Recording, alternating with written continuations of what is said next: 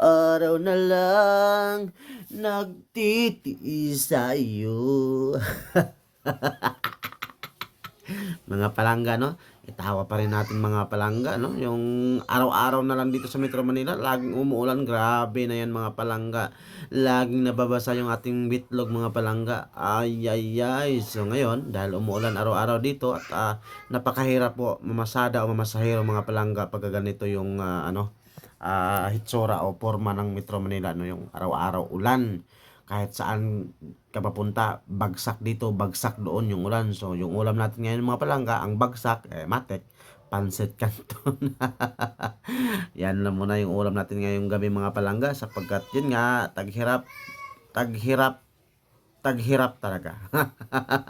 Yun lang masasabi ko. So, ngayon, ang aking asawa, nagpapakain sa kanyang dalawang anak. Habang nagpapakain, nanonood sila sa aming napakalaking TV mga palangga. Ganyan magpakain ng aking asawa sa kanyang mga anak. O, tingnan mo sila. O, tingin sa taas kasi pinakamalaking TV po yan sa buong mundo ha. Sa buong mundo, yan po yung pinakamalaking TV. Kita nyo naman mga palangga, di basta ba yun na. May humarurot na ng mga bugay. Ay, Diyos ko Lord. God bless mga palangga. Yan lang muna. Ay, hindi pa ba't ako nag-God bless mga palangga. Akala ko putol na yung aking binuvoice over. Nalipat pa di buhangan eh. Meron pa pala yung kadugtong loko na yan. Naloko na, matik na yan. Ito pala yung kadugtong mga palangga ng aking para makompleto yung 3 minutes doon sa ating pang-post sa Facebook, no? O sa YouTube, mga palangga. So ito, kaharap ko na naman ang aking asawa pagkatapos ng magpakain sa aming dalawang anak. Ayan, may umipal na naman. Paipalipal sa asar talo naman. Aking asawa, nag-uusap kami. Sabi niya tungkol sa aming mga anak, may balak pa daw kung magdagdag ng isa. Siyempre, ako pa ba?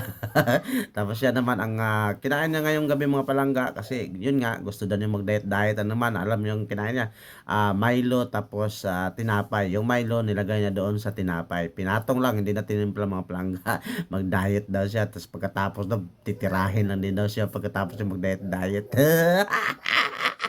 Alam niya ang diskarte ni Jeric Ramal eh. Oh, bugay kay naong, oh, mahimas-himas naong sos.